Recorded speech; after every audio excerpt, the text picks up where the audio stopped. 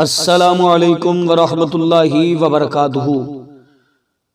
آج شب معراج کی رات ہے، 2 نفل اس طرح پڑھ لیں، بڑی سے بڑی مشکل آسان ہو جائے گی، ہر طرح کی مشکل آسان ہو جائے گی، چاہے جتنی بڑی مشکل ہو وہ مشکل آسان ہو جائے گی۔ یہ موقع سال میں صرف ایک مرتبہ ملتا ہے، اس موقع سے خدا را فائدہ اٹھائیے گا، خود بھی فائدہ اٹھائیے گا اور دوست احباب کو بھی بتائیے گا تاکہ وہ بھی فائدہ حاصل کر سکیں۔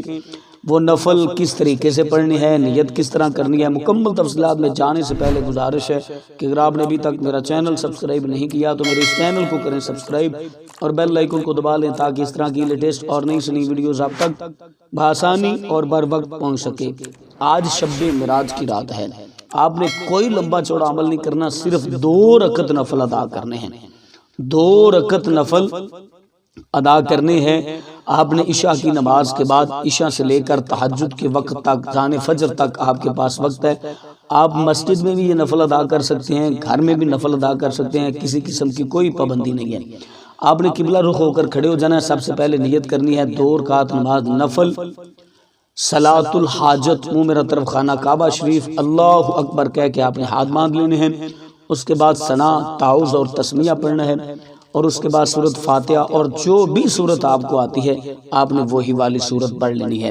سورت پڑھنے کے بعد آپ نے باقی نمازوں کی طرح رکوع سجود مکمل کر لینا ہے۔ اب آپ کی 1 رکعت مکمل ہوگی۔ جب دوسری رکعت کے لیے آپ نے کھڑے ہونا ہے، سب سے پہلے سورۃ فاتحہ شریف پڑھنی ہے، اس کے بعد جو بھی سورت آپ پڑھنا چاہیں وہ سورت پڑھ لینی ہے۔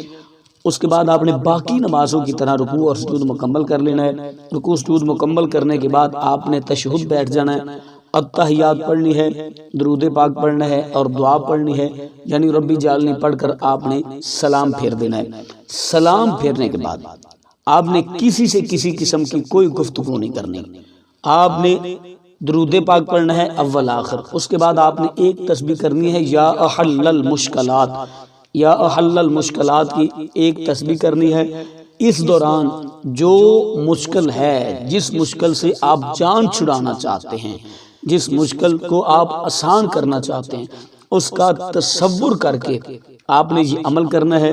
اس کے بعد آپ نے دعا کرنی ہے اللہ کی بارگاہ میں، انشاءاللہ عز و جل اللہ ہی ہمارا مشکل کشا ہے، اللہ ہی ہماری مشکلیں آسان فرماتا ہے، اللہ ہی حاجت روا ہے، اس کے علاوہ کون ہماری مشکل آسان کر سکتا ہے؟ کوئی بھی ہماری مشکل آسان نہیں کر سکتا۔ وہی ازمائشوں مصیبتوں سے ہمیں چھٹکارا عطا فرماتا ہے، تو آپ نے اس کے آگے التجا کرنی ہے۔